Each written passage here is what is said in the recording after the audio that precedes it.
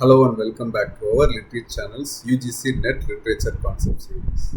I'm Kannan Prasad and today we are exploring another essential concept in dramatic terms cluster that has appeared in previous UGC NET examinations. Today's concept is morality play. This concept is frequently tested in UGC NET examinations and falls under our dramatic terms cluster. Let's examine morality play. The term combines morality, referring to principles of right and wrong behavior, with the term play, a dramatic work for the stage.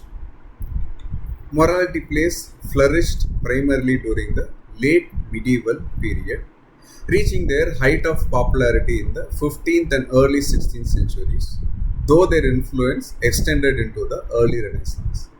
They emerged as a transition between earlier liturgical drama and the secular theatre of the Elizabethan age. While allegorical representations in drama date back to ancient times, the morality play as a specific dramatic genre emerged in Europe around the early 14th century. The earliest surviving complete English morality play is The Castle of Perseverance, though the genre was well established by then. The plays developed from religious dramatic traditions but moved drama from strictly biblical narratives toward more generalized ethical instruction through allegory. Simply put, morality play is a form of allegorical drama in which the characters personify abstract moral qualities or concepts, and the plot demonstrates the conflict between good and evil for a human soul.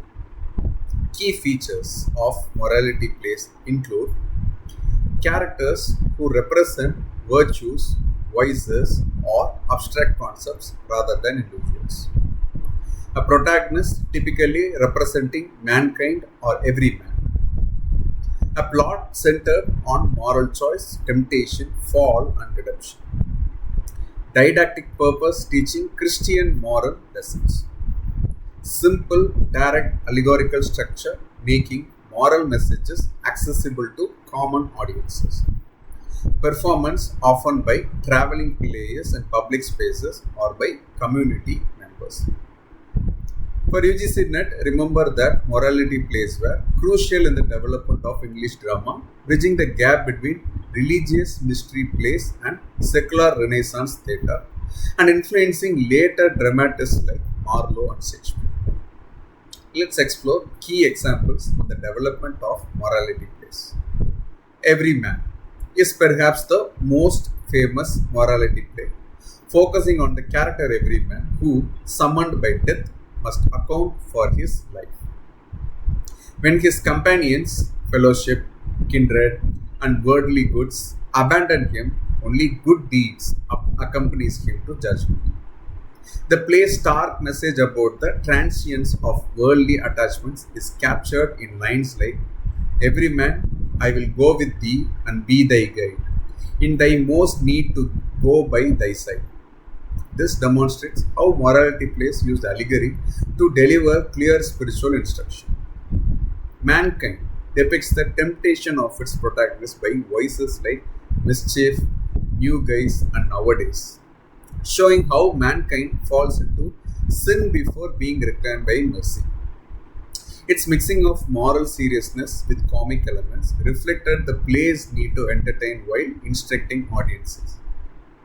The Castle of Perseverance presents an elaborate allegory where mankind is protected in a castle defended by virtues against attacking vices, demonstrating the medieval worldview of life as spiritual warfare.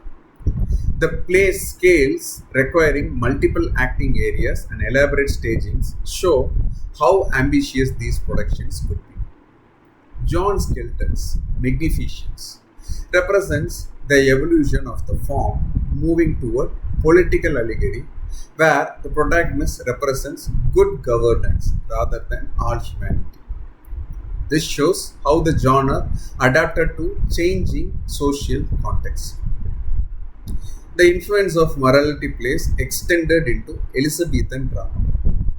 Christopher Marlowe's Dr. Faustus incorporates morality play elements with the good and evil angels representing competing moral forces, while Shakespeare's use of allegorical figures like time in the Winter's Tale shows the lasting legacy of the tradition.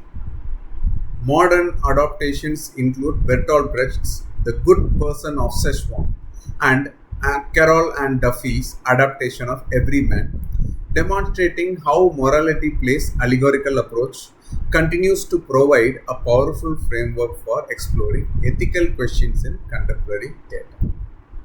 Now, let's test your understanding with a quick quiz.